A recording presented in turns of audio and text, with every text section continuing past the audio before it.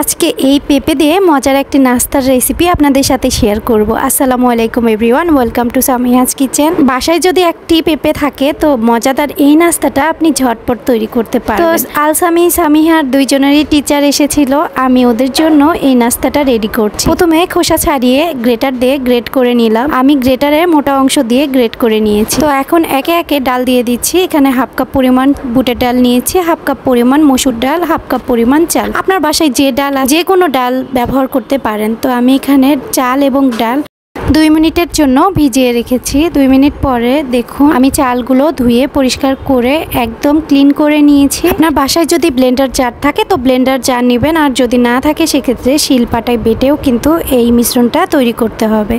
তো আমি এখানে চাল এবং ডাল খুব ভালোভাবে দিয়ে দিলাম। এই ডালটা সম্পূর্ণ মিহি করে বেটে নেওয়া যাবে না, এইটা একটু এবড়ো থেবড়ো থাকবে, একটু দানাদার থাকবে, এতে করে অনেক ভালো লাগবে নাস্তাটা তৈরি করে খেতে। তো দেখুন এই যে আমি কিন্তু একেবারে মিহি করে বাটিনি, একটু দানাদার আছে। তো এখন যে পেঁপেটা আমি কুচি করে নিয়েছি সেটা আমি দিয়ে দিচ্ছি।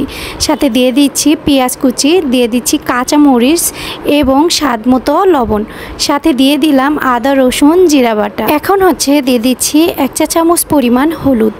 যেহেতু আমি অনেকগুলো তৈরি করব এই জন্য সব কিছু পরিমাণে একটু বেশি দিয়েছি। যেহেতু আমি অনেকগুলো তৈরি করছি, তৈরি করে ব্যাটার আমি রেখে দিব ফ্রিজে।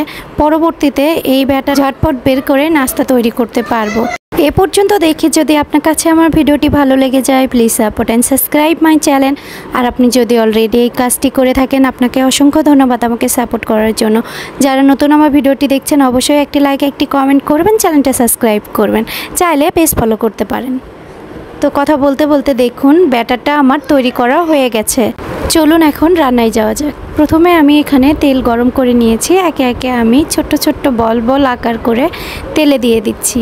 এটা আপনারা যে কোনো আকারে তৈরি করতে পারেন, এর থেকে ছোট এর থেকে বড় যে কোনো সাইজ তৈরি করে তেলে মুচমুচো করে ভেজে নেবেন। এ পর্যায়ে চুলা থাকবে মিডিয়াম টু লো ফ্লেমে, হাই ফ্লেমে ভাজতে যাবেন না, এতে করে ক্রিস্পি হবে না।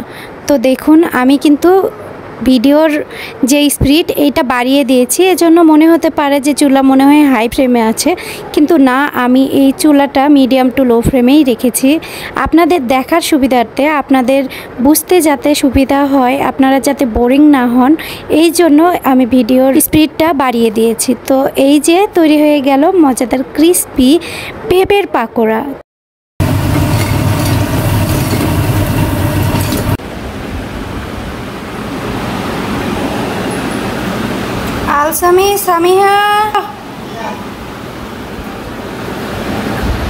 সামিহা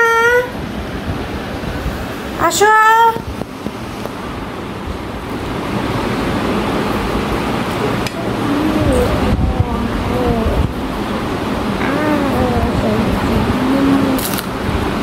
কি পরিমাণ ক্রিস্পি হয়েছে সেটা তো শব্দ শুনেই বুঝতে পেরেছে। আজকের মতো বিদায় নিচ্ছি। আল্লাহ হাফেজ, আসসালামু আলাইকুম।